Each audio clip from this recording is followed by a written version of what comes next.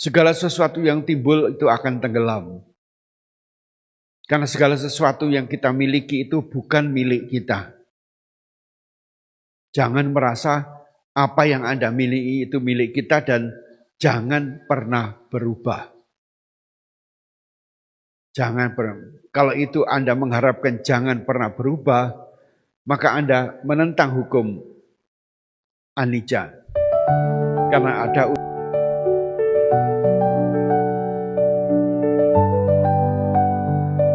saudara sekalian bahwa saya mengambil tema anicca wata sangkara.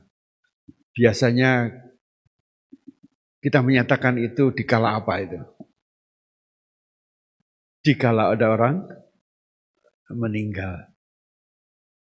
Nah, kita tiap hari meninggal enggak? Sebenarnya anicca wata sangkara ini harus kita ucapkan setiap hari. Karena setiap kali ada anicca, itu selalu kita tahu bahwa akan menimbulkan duka. Kalau kita tidak berhati-hati. Sedangkan kita hidup, inginnya duka apa suka?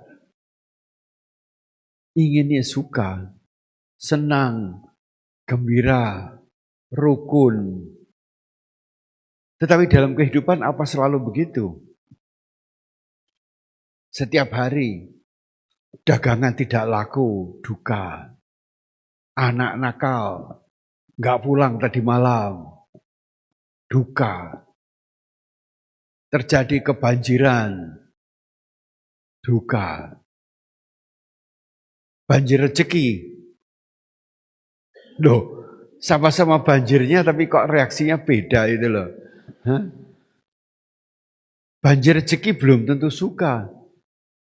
Bisa terjadi menimbulkan duka.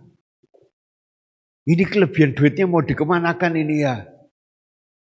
Mungkin bagi pria, kawin lagi. Punya simpenan baru. Yang duitnya banyak. Ya. Istri tidak memuaskan. Ya. Kemudian mau diinvestasikan kemana? Diinvestasikan ke deposito, kok cuman berapa persen sekarang? 2% ya? 4%? Oh sudah naik ya? Bingung semua. Bahwa anicca ini akan terjadi. Dan tidak semuanya bisa kita ketanggapi dengan baik. Kalau itu sesuai dengan keinginan kita, ini rezeki saya. Tuhan cinta saya. Tapi kalau kita mengalami kecelakaan, banjir besar, aduh betara itu benci sama Kirong Bali gitu. Bingung, sudah tiap hari diberi sesaji, diberi bebanten, kok mau diberi air banyak. Timbul anicca itu terus-menerus terjadi. Apa itu masa lampau, apa masa sekarang, atau akan datang. Mendapatkan jabatan, wah gembira, senang. Naik gaji, wah anggota DPR, nari-nari. Perkara rakyatnya melarat, masa bodoh karmanya dia. Karma Yoni, karma Bandung. Nah, coba lihat di televisi itu ya. Nah, orang DPR itu nari-nari. Rakyatnya menderita, karmanya dia. Senang. Kenapa tidak bertanya, kenapa rezeki ini kepada tidak orang yang menderita? Saya sudah cukup makan minum. Saya bersyukur dapat rezeki. Tapi sesungguhnya kalau ini diberikan kepada orang yang miskin, orang yang melarat, orang yang kena malapetaka, jauh lebih bermanfaat. Tidak pernah berpikir begitu. Mau beli apa ya saya? Tasnya mau yang beli yang mana dan sebagainya. Dan ini seringkali menyakitkan hati orang banyak. Anicca ini selalu terjadi. Kemarin, yang mudah saja, harusnya saya berangkat dengan pesawat jam 7 pagi. Saya masih bisa rileks sekali tempo di Bali lah istirahat saya. Tapi 2 hari sebelumnya mendapatkan undangan dari Klenteng Eng Angkyong di Malang, ulang tahun ke-200.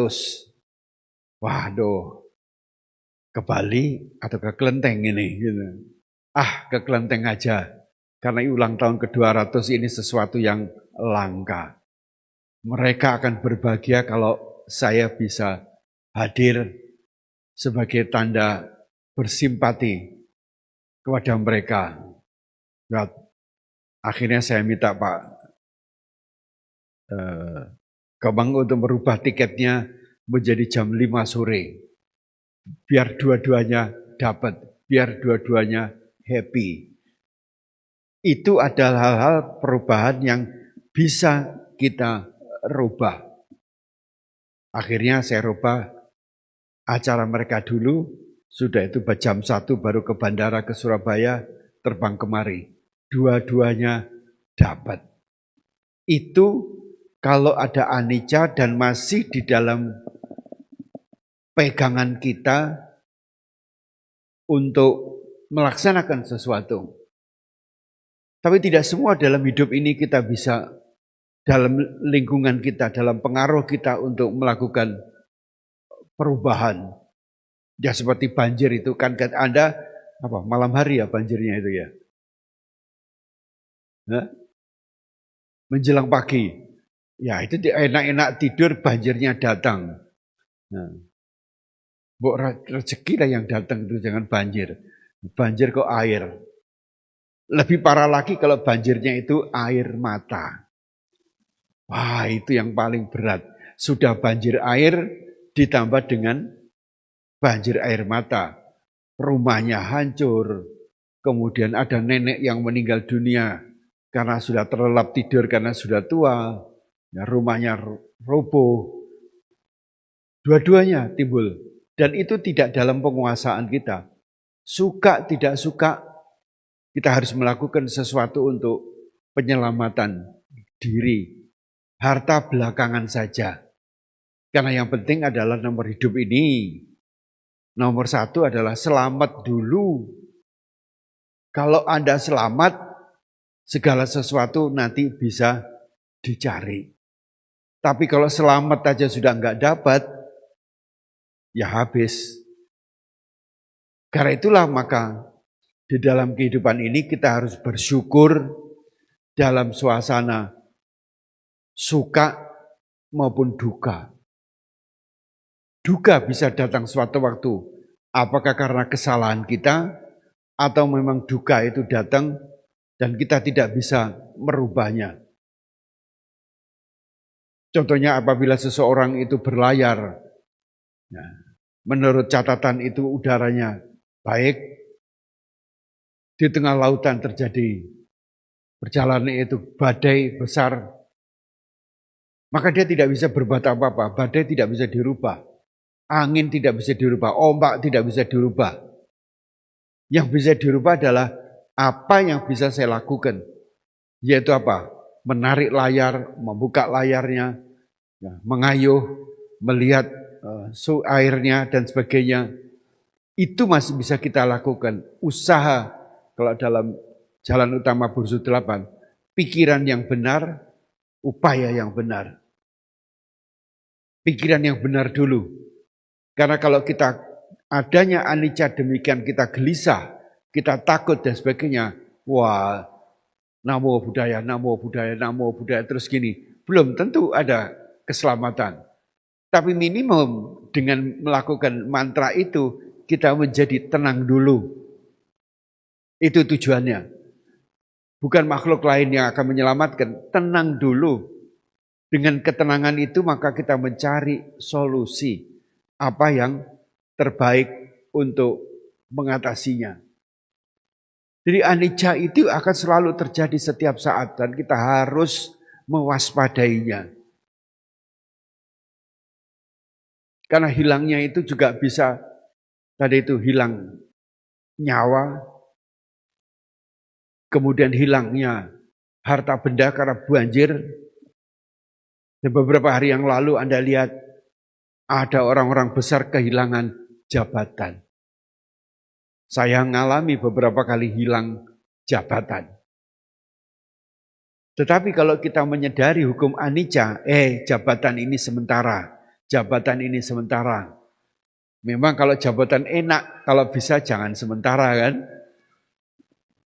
Gak ada jabatan, tapi akan tetap hilang.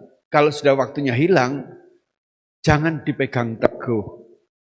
Ikhlaskan, lepaskan. Ini ajaran daripada anicca wata sangkara itu. Kita lihat bagaimana para menteri yang dilepas setelah 10 tahun lebih menjadi menteri yang terbaik di dunia dan sebagainya. Akhirnya juga menangis karena melepas jabatan. Tetapi kita bisa melihat pada waktu saya melepas jabatan, kita harus juga melakukan introspeksi diri. Apa ini sudah waktunya saya melepas atau tidak jabatan itu? Kalau memang jabatan itu waktunya melepas, jangan dipegang teguh. Lepaskan. Yang kedua, tidak kalah pentingnya melakukan introspeksi diri. Apa yang saya telah perbuat selama saya menjabat ini bagi orang lain? Kalau Anda melihat bahwa saya telah berbuat banyak, kita lihat aja reaksinya orang-orang. Kalau orang-orang merasa sedih ditinggalkan, merasa berterima kasih, bernyanyi-nyanyi, mengucapkan selamat jalan, meskipun itu menyedihkan, tetapi kita happy melepaskan dengan nama baik. Karena harganya nama baik ini mahal sekali. Rezeki kita juga tergantung daripada nama baik. Nah, nama baik ini adalah apa yang telah kita perbuat. Didasarkan atas pikiran-pikiran kita, motivasi pikiran kita. Mau memperkaya diri ataupun mensejahterakan orang banyak. Kita lihat bagaimana ada orang-orang yang melepaskan jabatan dan melarikan diri karena berbuat jahat, yaitu apa? Korupsi. Nama buruknya akan dimiliki tidak hanya dirinya sendiri, tetapi oleh keluarga dan keturunannya. Jadi di dalam menghadapi anicca ini setiap hari kita harus mewaspadai. Bisa terjadi, baik itu terencana maupun terjadi sewaktu-waktu. Kemarin datang ke kuti saya seorang Romo, asalnya dari Banjarmasin. Baru saja merayakan ulang tahun ke-100. Wah, ini bisa enggak kita mencapai 100 ini ya usianya? Kita belum tentu. Badannya masih sehat, mukanya berseri-seri, ya, ingatannya masih tajam, matanya masih tajam. Datang ke kuti saya, kepengen jumpa, dan mengundang saya untuk acara syukuran seminggu lagi. Nah, orang semacam itu kita sambut dengan gembira. Apa bisa kita mendapatkan karma baik semacam itu? Usia 100, badannya sehat, meskipun di kursi roda, mukanya cerah. Saya pergi ke rumahnya beliau pertama kali tahun 1967. Jadi sudah berapa puluh tahun yang lalu ya. Sudah 60 tahun lalu itu. Di rumahnya di Banjarmasin. Dan kita mengingat masa lampau yang indah. Pertama kali saya ke luar Jawa dan pertama kali naik pesawat terbang. Kedua kali. Kedua kali naik pesawat terbang waktu itu tahun 60-an. Kalau sekarang kan enggak semua orang bisa naik pakai sarungan, pakai sandal jepit bisa. Kalau dulu enggak bisa. Ya oleh karena itulah maka melihat begitu kebahagiaan itu dari beliau mengatakan ya dia hanya menantikan saatnya kapan untuk akhir daripada kehidupan ini. Jadi anicca ini terjadi setiap hari. Jangan melihat bahwa anicca wata sangkara itu hanya untuk orang mati. Karena setiap hari pun sel-sel kita pun akan mati. Kemarin saya pergi ke Pontianak juga disuntik penggantian sel-sel. Karena tambah tua selnya kan tambah banyak mati. Badannya tidak mati, selnya mati. Karena itu perlu disuntik untuk dilakukan peremajaan. Jadi katanya orang wajahnya usianya tua tapi wajahnya kok masih muda. Nggak tahu ada resepnya itu. Antara lain ya disuntik. Kita pelihara kesehatan ini. Karena setiap saat segala sesuatu akan berpisah. Karena itu anicca wata sangkara ini sangat penting sekali kita renungkan setiap hari. Karena selalu ada anicca. Anicca yang paling berat itu adalah menghadapi kematian orang yang sangat dicintai. Entah suaminya, entah istrinya, entah anaknya. Terutama kalau cucu yang disayanginya mati, ya dalam waktu masih kecil, juga itu duka. Segala sesuatu yang timbul itu akan tenggelam. Karena segala sesuatu yang kita miliki itu bukan milik kita. Jangan merasa apa yang Anda miliki itu milik kita dan jangan pernah berubah. Kalau itu Anda mengharapkan jangan pernah berubah, maka Anda menentang hukum anicca. Karena ada unsur duka itu akan muncul kalau itu ada atta. Rasa memiliki, rasa punyaku, rasa jangan pernah berubah. Sehingga dalam kehidupan ini jangan pernah rewel kalau terjadi perubahan-perubahan, entah itu barang pecah oleh pembantu, waduh marahnya setengah mati. Bilang aja anicca wata sangkara, anicca wata sangkara. Baru tanya kenapa ini pecah. Iya Bu, kesenggol, ya sudah lain kali hati-hati ya. Maka duka tidak ada lagi. Tetapi kalau Anda rewel, wah ini barang ini punyaku, ini kesayanganku, pembantu itu wah marah, dipukul. Ada juga pembantu yang pernah disetrika juga karena marahnya. Akibatnya apa? Ya semua rusak, dia sendiri bisa masuk penjara. Ini terjadi. Ya. Kebetulan yang menyetrika itu saya juga kenal. Waduh, katanya beragama tapi tidak mempunyai rasa kemanusiaan. Jadi kita harus menyadari bahwa apa yang kita miliki itu adalah bukan milik kita. Kalau agama tetangga mengatakan itu milik Tuhan. Tetapi kalau kita mengatakan bahwa kita boleh menikmati, tapi tidak usah kita itu memiliki. Memegang teguh-teguh itu milik saya, karena ada unsur atta. Milikku, diriku, aku. Dan itulah yang menyebabkan kita itu menderita. Anda setiap hari mendapatkan cuma-cuma oksigen. Nggak usah bayar. Tapi setelah tersedot, Anda nikmati, akhirnya Anda juga buang. Tapi kalau Anda tidak bisa nyedot oksigen, langsung Anda masuk rumah sakit. Nyedot oksigennya harus bayar. Pada waktu nyedot cuma-cuma, kita tidak bisa menghargai. Tidak pernah merasa bersyukur. Bahkan kalau perlu kita mengotori udaranya dengan membakar sampah, yang membakar segala sesuatu yang merusak lingkungan. Itu adalah tanda bahwa kita itu adalah orang yang tidak berterima kasih. Dan karena kita merusak alam, maka alam pun tidak mau terima. Terjadilah banjir. Karena apa? Sampah di mana-mana. Terutama sampah plastik itu. Ya. Kemudian gorong-gorongnya tersumbat. Orang membuang kotoran langsung di air. Karena itulah maka para biku juga diwajibkan untuk memelihara lingkungan. Tidak boleh biku itu memetik-metik, menebang pohon, ya, memelihara lingkungan. Tidak boleh kencing di air yang mengalir. Tidak boleh membuang sampah. Itu perilaku biku untuk menghargai lingkungan agar apa? Lingkungan pun bisa memberikan kehidupan kepada diri kita. Nah, ini adalah cara kita itu untuk mendapatkan kehidupan yang tenang dan bahagia.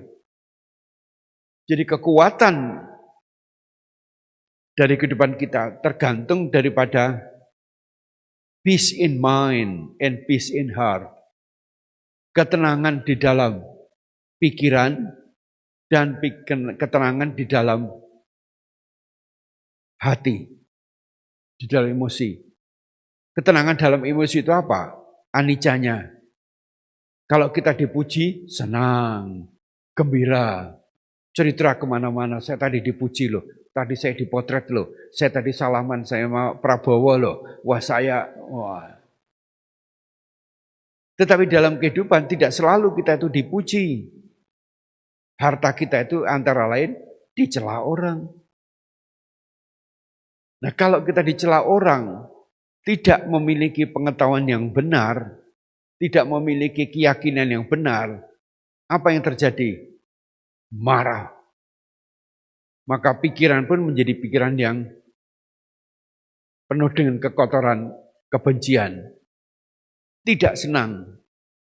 Saya tadi dikatakan, saya tadi dirasani, saya tadi diperlakukan begini. Itu berakibat kita itu tidak memiliki ketenangan hidup. Maka muncullah kemarahan dan kebencian. Jadi kebahagiaan itu tergantung daripada bagaimana kita bisa menciptakan dan memelihara ketenangan. Peace in mind and peace in heart.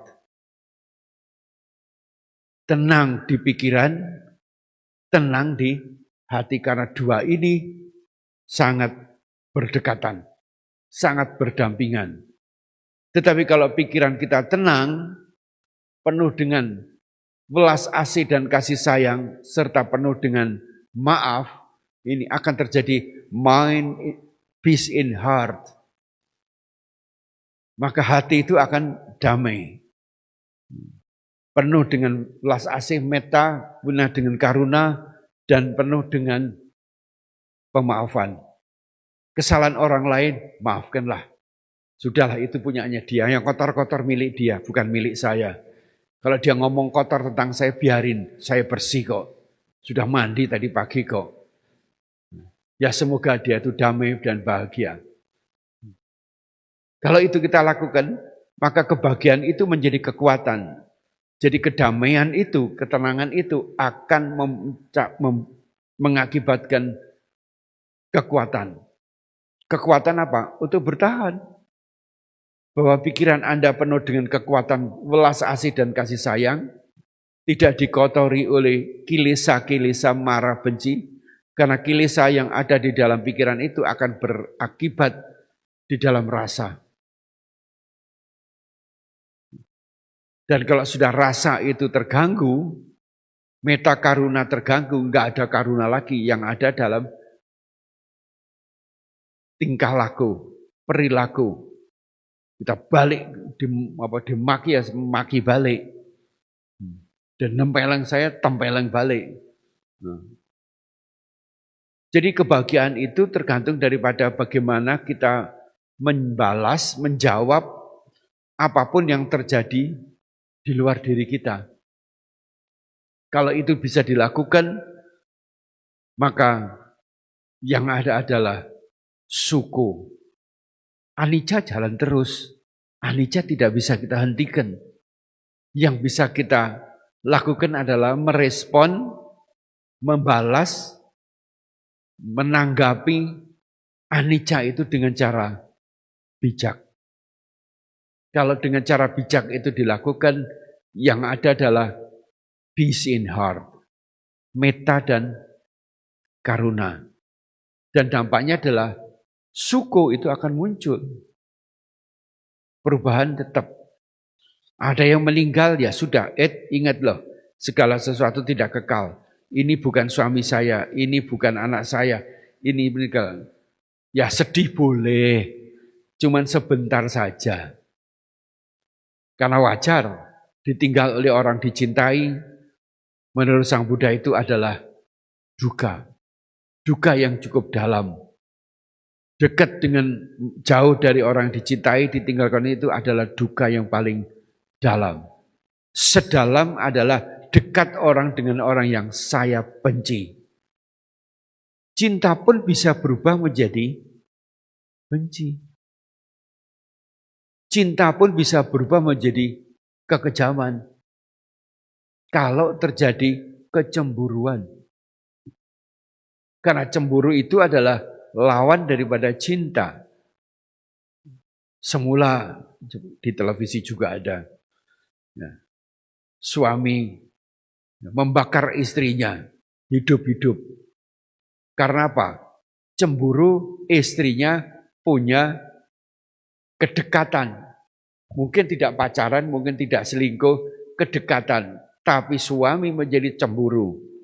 Kenapa dia cemburu? Karena suaminya nggak punya duit. Karena suaminya bokek. Lihat suami istrinya ketawa ketiwi, pergi selalu nggak pakai pamit. Wah, cemburunya muncul, dibakar hidup-hidup. 80% badannya terbakar. Jadi cinta pun itu bisa berubah 180 derajat kalau terjadi kemarahan. Kalau terjadi kecemburuan. Ini anicca juga. Tetapi cara meresponnya adalah secara salah. Karena ingin ini milik saya. Aku dihina, aku diselingkuhi, aku terlantarkan.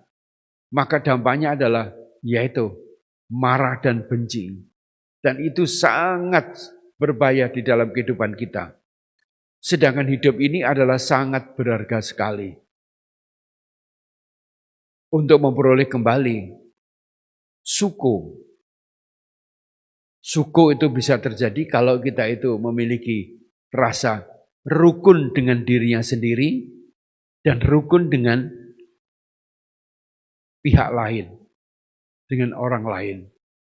Rukun dengan sendiri adalah tentunya ya tadi itu bisa mengatasi rasa cemburu, marah, benci. Nah oleh karena itulah maka peace in mind, damai di dalam pikiran ini sangat penting sekali. Dengan cara yang nomor satu itu adalah ya dengan cara semacam hari ini Anda mendengarkan uraian-uraian Dhamma agar salah pikir itu diluruskan kembali. Dan kedua tidak kalah pentingnya adalah melakukan latihan meditasi. Kalau meditasi itu, waduh jangan mencari jana dan sebagainya. Itu nanti dulu lah itu. Mencari jana dan sebagainya, mencari kesaktian, bisa terbang apa tidak, bisa mendengarkan suara-suara gaib apa tidak. Itu belakangan aja. Yang nyata adalah hidup saat ini. Jangan hidup masa lampau itu sudah lewat. Masa lampau itu ada yang menyenangkan, ada yang menyebalkan. Jangan terus dipegang teduh dan hidupi. Itu sudah lewat. Yang akan datang juga belum datang. Khawatir, takut, was-was. Punya keinginan yang apa tercapai apa tidak. Itu mengganggu tidurnya. Mengganggu kehidupannya. Bukan berarti orang itu tidak punya cita-cita atau harapan. Tetap punya. Tapi hendaknya wajar saja. Orang dikatakan kaya bukan karena hartanya tambah hari tambah banyak. Karena harta hari tambah banyak belum tentu itu membuat orang itu happy. Orang konglomerat kelihatannya kaya tapi utangnya juga lebihi daripada hartanya. Dan tidurnya tidak bisa nyenyak. Karena saya kenal mereka. Selalu pakai pil tidur. Nah kalau saya kan enggak. Sudahlah. Meditasi sebentar, tidur nyenyak.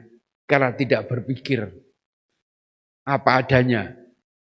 Sekian cukup. Orang kaya itu adalah orang yang mempunyai keinginan yang terkendali. Sedangkan kita sekalian seringkali kemampuan tidak ada, keinginan lebih besar. Akhirnya apa? Judol, judi online. Siapa tahu ini mendatangkan rezeki saya. Akibatnya utang kiri, utang kanan, nah dikejar-kejar. Bantuan sosial pun dihilangkan karena ketahuan dipakai untuk judol. Hutangnya banyak, ada yang bunuh diri dan sebagainya begitu. Jadi orang kaya itu adalah orang yang bisa mendapatkan dan membelanjakan sesuai dengan kemampuan dan kebutuhan. Mengapa para biku itu hidupnya sederhana? Karena kalau dia ingin bahagia, dia harus melepaskan lebih banyak keinginan. Jubah cuma 2 setel. Kalau Anda berapa setel coba? Terutama ibu-ibu. Waduh, begitu masuk di mall, sudah. Namanya mata keranjang itu. Matanya lihat, keranjangnya penuh gitu. Suruh bayar suaminya nanti gitu. Saya ngalami sendiri pada waktu masih bukan jadi biku. Pengen dasinya begini, warnanya begini, buatannya begini, sepatunya begini dan sebagainya. Setelah jadi biku, sandal 1 ndak habis-habis ini gitu. Jubah 2 juga ya masih kepake juga.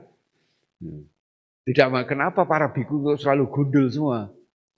Ya kalau gundul nggak akan mikir pergi ke salon, mau dikeriting, mau pakai jambul yang begini-begini, ya atau apa, pakai shampoo nggak perlu, pergi ke salon nggak perlu, apa? Ya sudah, cukur-cukur sendiri. Shampoo juga tidak perlu karena ketombenya juga nggak ada karena sudah gundul dari awal. Nah ini belum gundul ya, tinggal 2 hari, 3 hari lagi ini sudah dirapikan gitu, mau cap go itu.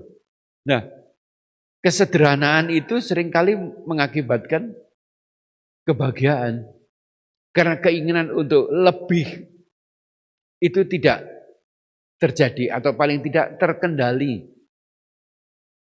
Ya bisa juga, biku itu rakus, waduh tanah wihara kurang luas, wihara kurang bagus, wah apalagi begitu, bisa terjadi. Wah umat saya cuma sedikit, bagaimana umat saya tambah banyak dan sebagainya. Tapi sebaiknya adalah bahwa yang dikembangkan adalah kekayaan itu adalah kekayaan batin. Yaitu meta, karuna, mudita, dan UPK. Itu adalah kekayaan yang besar yang dapat kita bawa di dalam kehidupan yang akan datang.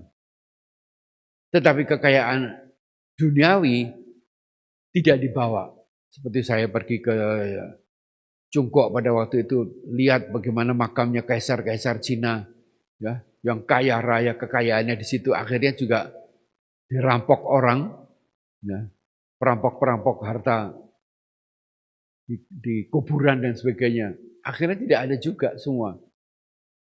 Keluarga Sultan Turki diusir dari Turki tahun 1903, menjadi gelandangan di Perancis karena diusir dari negaranya dan tidak boleh membawa harta. Bisa terjadi. Raja-raja turun takhta, kemudian menjadi melarat dan sebagainya. Tidak ada, tapi kalau kebaikan, kebajikan, dan kebijaksanaan, itu akan terbawa terus kemanapun juga. Tidak memiliki harta, tidak menjadi masalah asal enggak telanjang.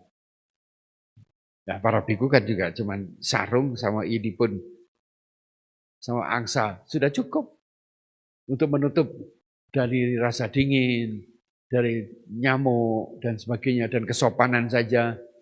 Tidak menjadi masalah. Tetapi umat biasa keinginannya sering melebihi daripada kemampuannya dan kebutuhannya. Jadi hidupnya menjadi tidak tenang. Kalau tidak tenang, maka tidak ada kekuatan. Karena itulah maka di dalam kehidupan ini integritas itu penting sekali. Bahwa jabatan itu bisa hilang sewaktu-waktu. Ini pengalaman saya. Tetapi janganlah pernah takut kehilangan jabatan. Selama kita memiliki jabatan non-materi, kekayaan non-materi. Karena apa? Orang akan melihat kita itu bukan kekayaannya, tapi mereka melihat kekayaan batinnya. Nomor satu adalah yang dilihat itu bahu saja. Mereka memiliki pengetahuan apa? Nah, pengetahuan ini sangat penting sebagai landasan kita itu mencari nafkah. Pengetahuan yang paling sederhana mungkin ya masak kemanapun. Mengapa orang Padang, orang Minang, itu pria itu diwajibkan bisa masak. Oleh karena apa? Biarpun dia pergi kemana-mana, kalau enggak dapat rezeki yang banyak, paling tidak dia bisa membuka warung makan. Karena semua orang pasti makan.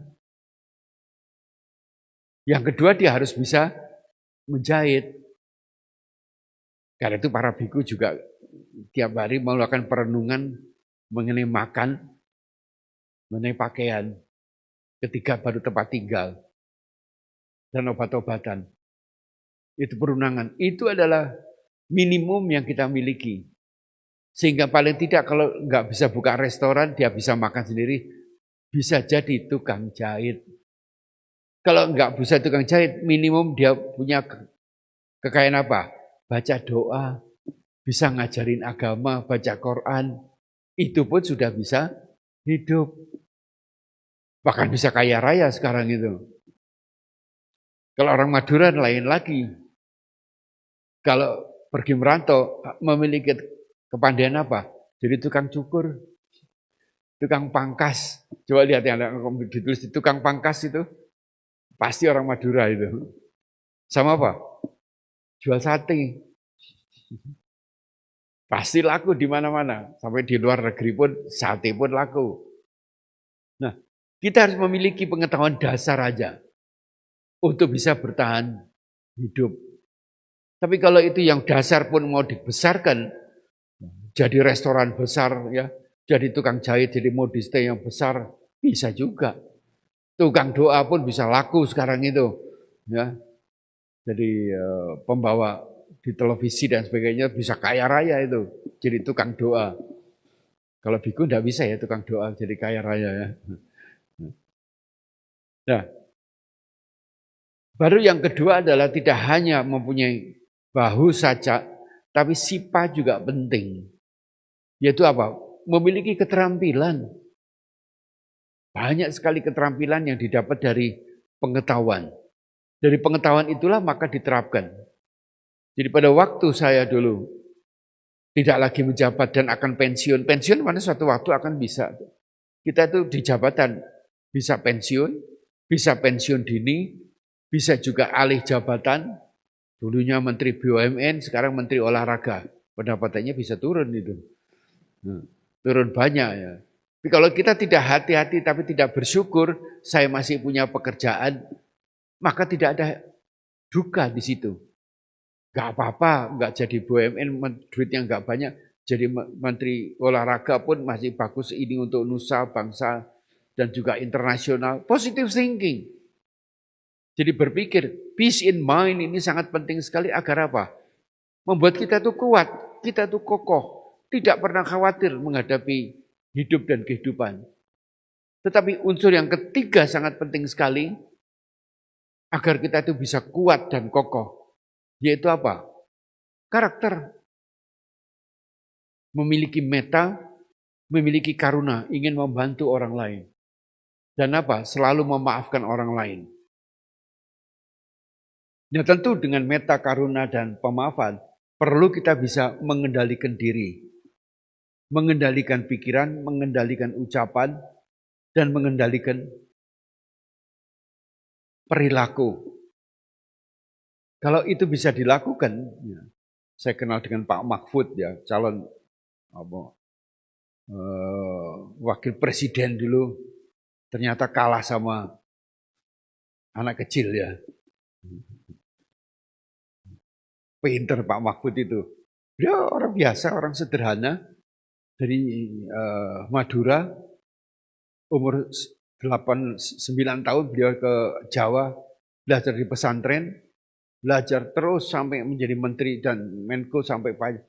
Itu tidak lain karena 3 unsur itu, yaitu bahu saja, sipa, dan ketiga adalah memiliki integritas, memiliki perilaku yang tidak cacat. Nah, perilaku yang tidak cacat itu minimal adalah tidak melanggar Pancasila Buddhis. Dia Buddha Buddhis karena Pancasila Buddhis itu adalah sila universal. Tidak memiliki cacat, dipercaya orang. Ini sangat penting sekali. Pekerjaan apa saja yang Anda miliki, Anda akan memiliki ketenangan dan kekuatan kalau menjalankan sila. Dengan menjalankan sila itu adalah perwujudan dari karuna dan metta. Dengan demikian hidup ini menjadi jauh lebih ringan. Walaupun terjadi anicca setiap hari. Terjadi kematian setiap hari. Kematian bisnis juga terjadi ya. Di Singapura pun sekarang banyak warung-warung itu pada tutup semua. Terjadi. Perilaku kematian itu tidak hanya kematian fisik hidup ini, tetapi kematian jabatan juga terjadi. Kematian bisnis juga bisa terjadi. Lihat itu, Anda lihat Sritex, ya, perusahaan yang terbesar dalam bidang tekstil, ambruk juga. TikTok sekarang sudah dibeli oleh Donald Trump. Nah, semua terjadi kematian ini. Kematian jangan dianggap hanya mati fisik itu, tetapi juga kematian di dalam banyak hal. Saya lihat di Kalimantan pun bagaimana hutan itu banyak sudah ditebang menjadi pohon-pohon kelapa sawit. Dampaknya juga kekeringan dan sebagainya begitu. Nah, oleh karena itulah saudara sekalian, bahwa peace in mind and peace in heart itu akan merupakan kekuatan kita sekalian, apakah manusia biasa, alam ataupun bangsa dan negara, untuk selalu bisa bertumbuh dan tegar. Jangan pernah kita kecil hati, kemudian lemes. Ya, bisa terjadi juga bunuh diri. Sekarang itu tingkat bunuh diri sangat tinggi sekarang di Indonesia. Melebihi angka Jepang. Karena apa? Putus asa. Karena stres dan depresi, maka menganggap bunuh diri ini adalah satu-satunya jalan untuk akhiri duka. Tetapi sesungguhnya kalau dia memiliki pandangan yang benar, dia memindahkan duka dari diri sendiri kepada anggota keluarganya. Karena itu ada terjadi, ya, seorang suami membunuh istri anaknya, kemudian dia bunuh diri. Karena dia tahu kalau dia bunuh diri sendiri, anak istrinya akan sulit untuk survive. Maka dua-duanya semuanya tumbang. Ini adalah cara tidak benar. Karena menghadapi perubahan anicca itu dengan sangat pesimis, sehingga mencari jalan keluar yang terpendek, yaitu bunuh diri. Pada waktu saya di sini, kunjungan saya yang terakhir itu, ya, malam saya mendapatkan kabar bahwa kapia saya, anak perempuan yang paling kecil, bunuh diri. Loncat dari bapaknya orang berada, keluarganya rukun, tapi entah sebabnya apa, wanita itu bunuh diri, loncat. Sehingga Bante dari sini merubah ke flight saya pagi hari jam 7 ke Jakarta itu. Cara pandang yang tidak benar dan sampai hari ini tidak diketahui sebabnya. Saya sudah bilang tidak usah cari sebabnya lah. Nanti kalau cari sebabnya nanti pakai polisi panggil teman-temannya, polisi panggil sekolahnya, polisi panggil ini. Anak ini juga tidak hidup. Sudahlah kita ikhlaskan, pergilah. Kita doakan yang terbaik, sudah. Selesai sudah, nggak usah panjang-panjang cerita. Toh tidak akan kembali lagi. Kita anggap bahwa anak itu yang berpikir secara pendek, untuk mengakhiri duka. Sesungguhnya apa yang dialami tidak seberapa dukanya dibandingkan orang-orang lain yang menderita dari finansial, menderita dari penyakit yang berat, menderita tidak bisa sekolah, tidak bisa hidup. Bukan apa-apa, terlalu pendek untuk berpikir sehingga angka bunuh diri di Indonesia itu cukup tinggi. Dulu di Jepang dan Korea. Sekarang itu Indonesia, di Malang juga demikian, angkanya juga tinggi. Karena itulah maka belajar meditasi ini sangat penting sekali untuk menghadapi anicca yang dirasakan terlalu berat, bisa diatasi dengan peace in mind and peace in heart. Dengan meditasi tidak perlu tinggi-tinggi, tetapi coba diperhatikan, disadari ya bahwa apa yang ada dalam pikirannya itu kalau itu negatif, harus dirubah menjadi positif. Yang sudah positif itu ditingkatkan energinya sehingga bisa menghasilkan sesuatu yang lebih indah, lebih membahagiakan diri sendiri dan orang banyak. Nah, saya sendiri juga banyak mengalami hal-hal anicca semacam ini, tetapi dengan bekal dharma dan bekal meditasi yang tidak terlalu tinggi, ya bisa kita atasi. Sudahlah, lepaskan. Kalau mau megang sesuatu itu jangan seperti megang air yang akhirnya lepas. Jangan terlalu kencang juga, kalau itu pecah dan jatuh juga berantakan. Maka peganglah sesuatu itu secara sewajarnya aja. Kalau terjadi anicca, kita tidak terlalu goncang.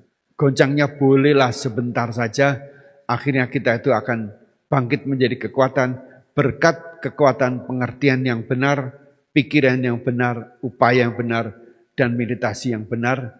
Maka jalan utama berusul 8 itu adalah bagian sangat penting. Demikianlah pembabaran Dharma pada